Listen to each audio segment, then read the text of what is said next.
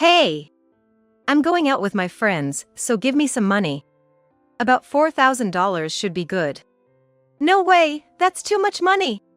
What? So you married my dad, a doctor, just for the money after all. That's why you're so greedy about money. You're really a nasty woman. Due to an illness, I can't live a normal life without a ventilator and need a wheelchair to go anywhere. Despite my condition, my husband, who was willing to marry me, had a problem child from a previous relationship. His son, now a college student, planned a trip with his friends and asked me for money. However, with the monthly expenses for the ventilator rental and other costs, I couldn't afford to give him that much. That's impossible. Ugh. You're really annoying. Always acting like a mom, and if you're not useful, you might as well leave. Just disappear. After insulting me, he unbelievably unplugged my ventilator and stole the money from the dresser, leaving the house. I was left struggling to breathe. I'm Sally, 42 years old. Now, I'm happily married with a husband and a 15-year-old son, but there's something inseparable from my life. A ventilator. Since childhood, I've been ill. While other kids played outside, I preferred reading and watching movies. Of course, I wanted to play outside, but my body just couldn't keep up. Don't you go out to play? Going outside tires me, so today I'll read the book I got recently. I see, but staying indoors all the time will make you weaker. Try to go out sometimes and play with others. Okay. Back then, my parents didn't suspect any illness, probably just thought I naturally had low stamina. But when school started and I fainted during a physical education class, they realized something was wrong. Initially thought to be heat stroke, hospital tests revealed a rare illness. I can still live normally now, but the doctor told me that gradually I will lose more and more of my physical abilities. I remember that very clearly. Am I sick? It seems so, but it's okay. The doctor will surely cure you, and you'll be able to play with everyone again. So, can you believe that, Sally? As a young child, I understood that my condition might worsen or might not be curable. My parents tried their best to encourage me, but I could sense their deep anxiety. I see. But nobody really knows what the future holds.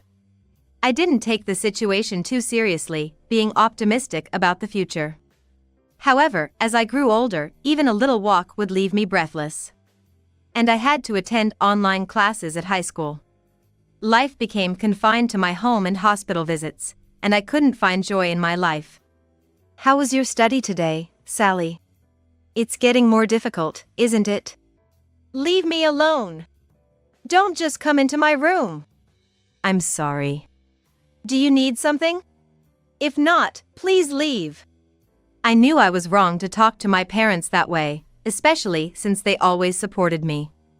I was a high school student, and deep down, I understood that.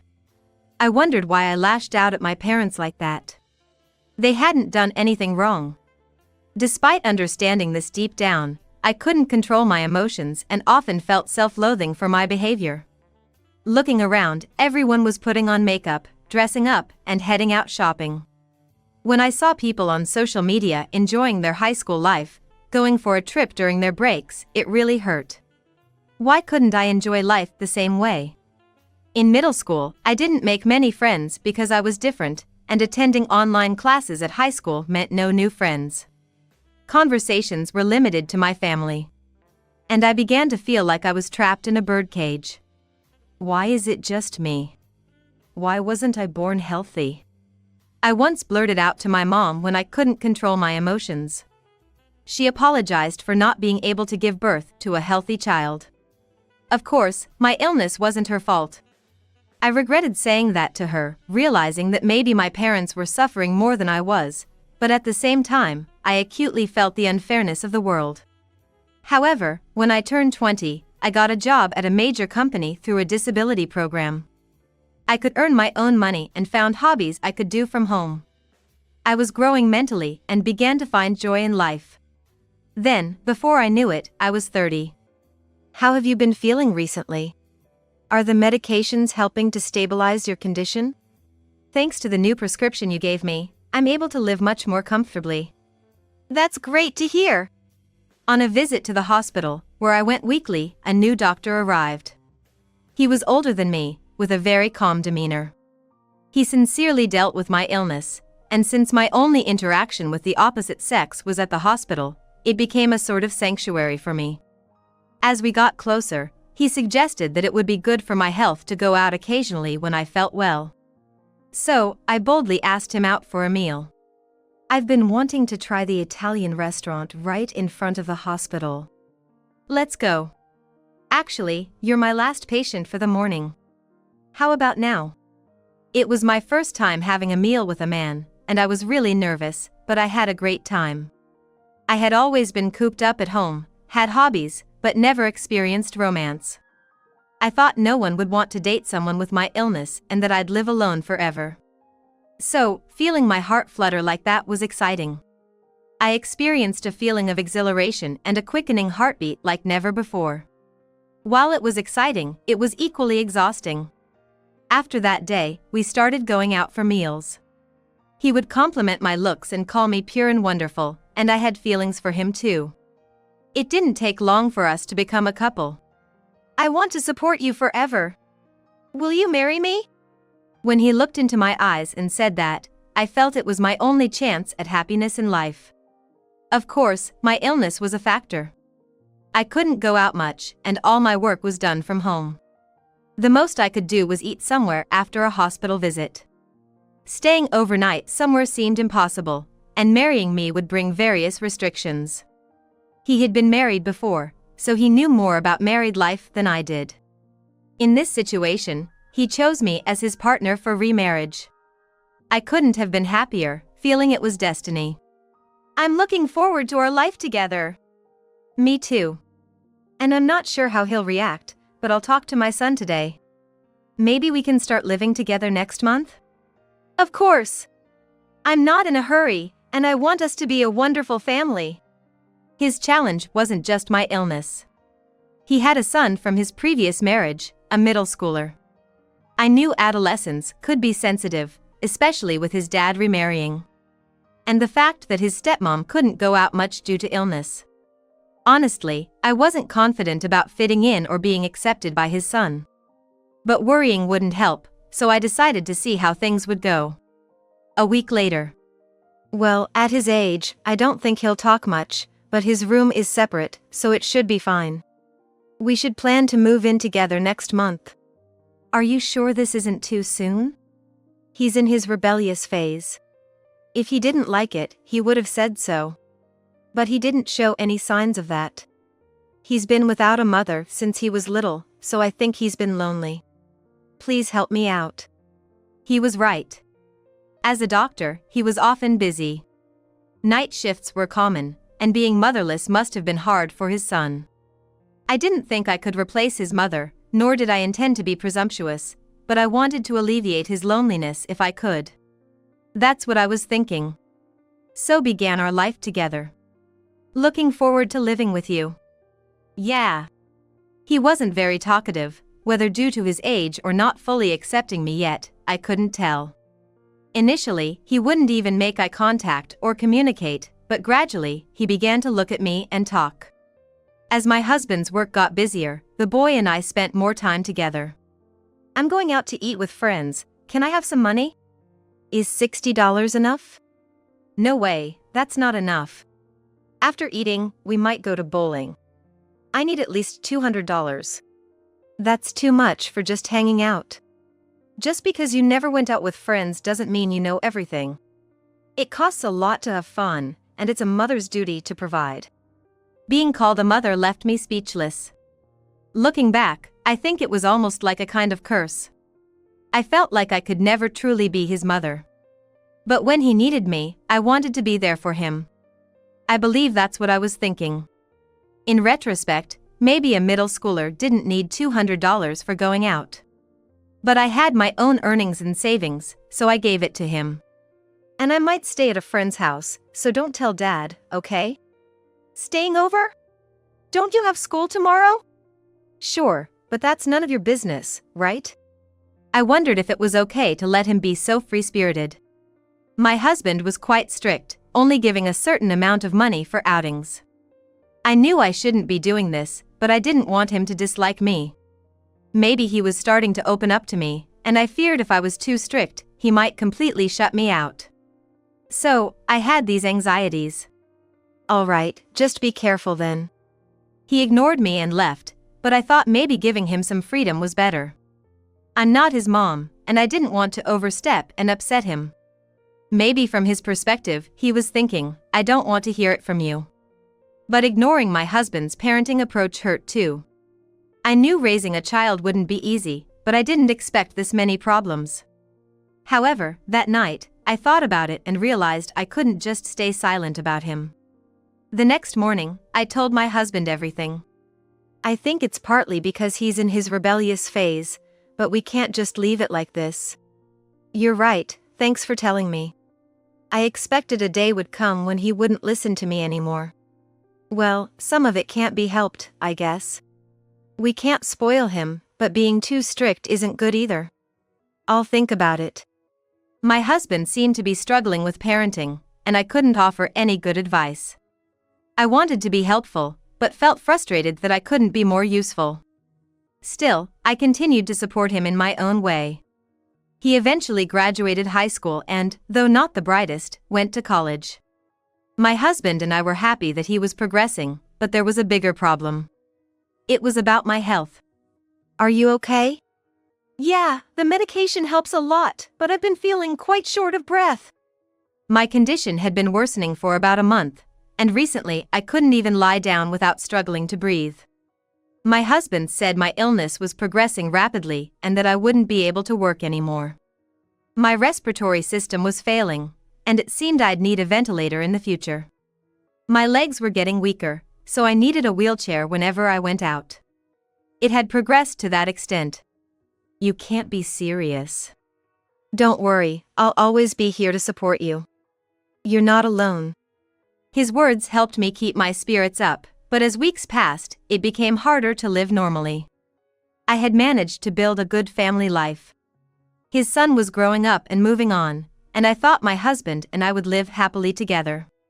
But then I became dependent on a wheelchair and ventilator, unable to do anything on my own. I didn't want to be a burden to my family. So, I hired a helper using my savings, trying not to be a burden. But then one day, can I have some money? For hanging out with friends? I'm going on a trip. I need about $4,000. That's a lot of money. So, you want me to be the odd one out, huh?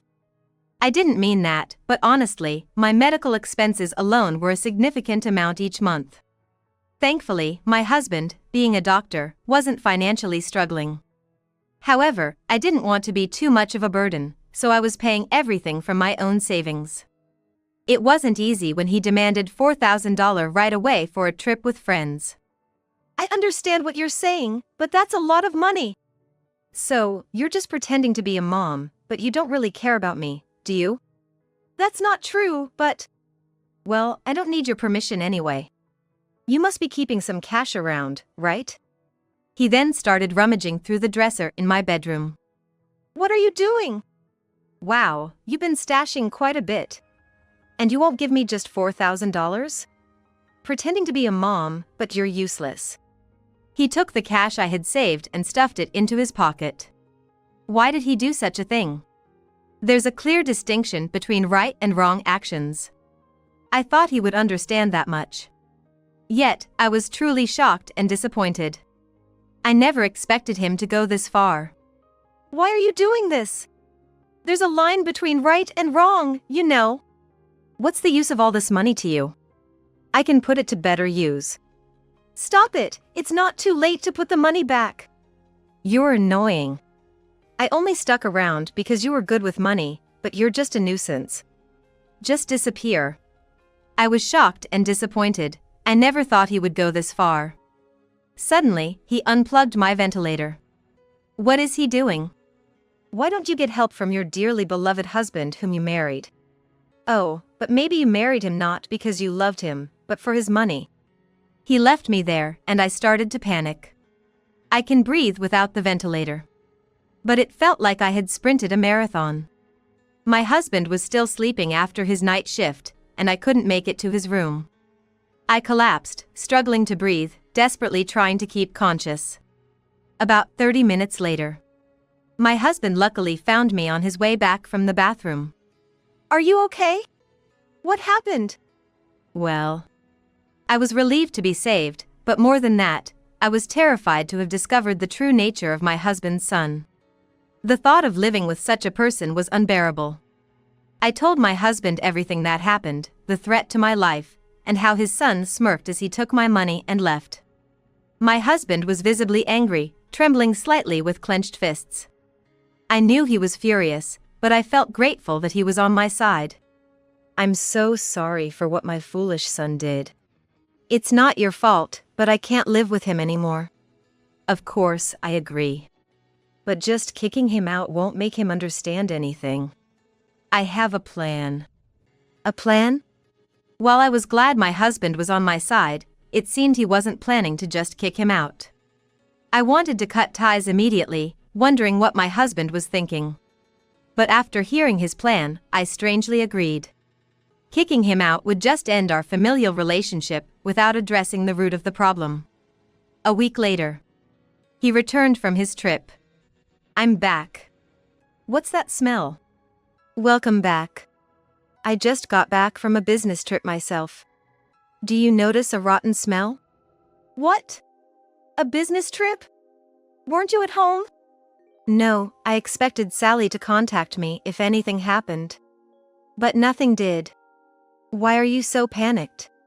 At that moment, he turned pale and rushed to my bedroom. He probably never imagined this scenario. After my son left the house, my husband was indeed sleeping, but he was still at home. My son probably thought that if my ventilator's power was unplugged, my husband would immediately take care of it. He must have had some idea of what my husband would say upon his return. He really didn't think things through. But the situation my son found himself in upon returning was different from what he had imagined. My husband didn't know about the unplugged ventilator. The house smelled of decay. I imagine various speculations must have run through my son's head, but there was one likely possibility. Desperately trying to deny this possibility in his mind, he rushed to my bedroom. What? What are you doing here? I thought you might have gone to the police station. What's going on? And this smell? Maybe I left some meat thawing in the kitchen and forgot about it. It's summer, so it might have rotted. But you had the nerve to come back after unplugging my ventilator. If you had any conscience, you'd go to the police. But I guess you don't. When I stated this clearly, he fell silent. I had died after he unplugged my ventilator and that he had left me here, lifeless. He must have thought that. But this was a strategy my husband and I had devised, and he fell right into our trap. He must have been in a panic, thinking he had taken a life with his own hands. That's why he rushed to my bedroom, pale-faced and sweating, in a state of alarm. But it didn't happen because my husband was there to help. If my husband hadn't noticed, my life would have been in real danger. Do you realize what you've done? If things had gone as you thought, I would have been dead. Wait, did you trick me? I was really scared. Don't do this kind of thing. Don't joke. What you did is unforgivable. It's the worst thing a person can do. I just wanted to make her suffer a bit, but I didn't. It's your casual attitude that's the problem. She never troubled you, and yet you're no human, you scoundrel.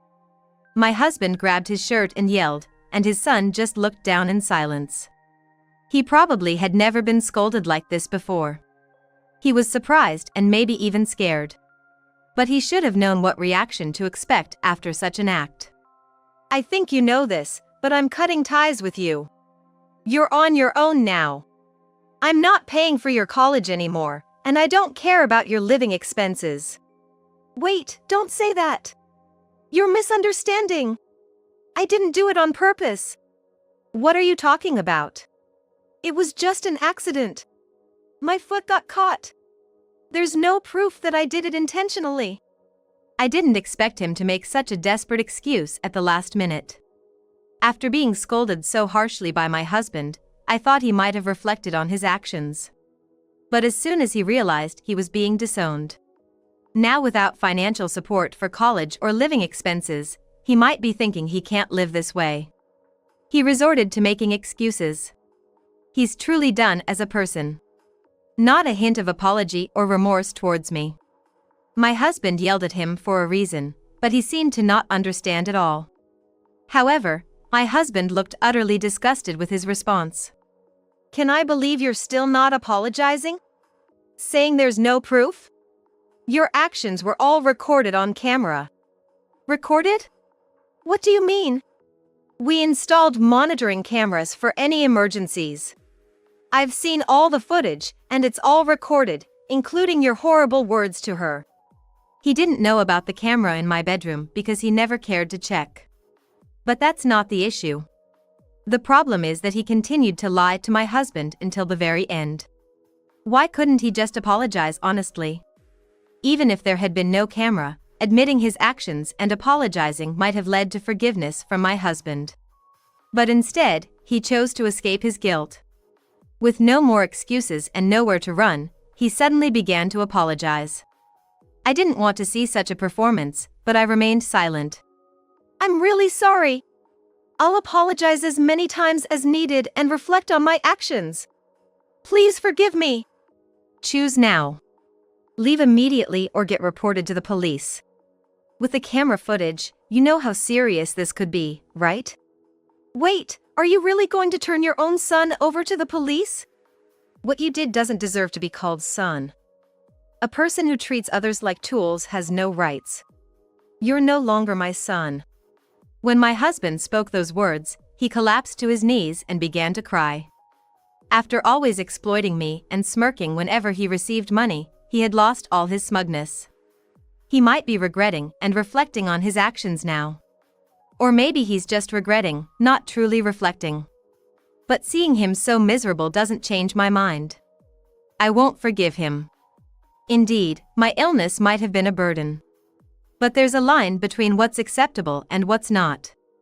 A person who can't make such a distinction doesn't need a conscience. You're not to come near this house again, and don't contact us ever. If you can abide by these two conditions, we won't do anything more. So, you're telling me to drop out of college? I have no place to live and no money.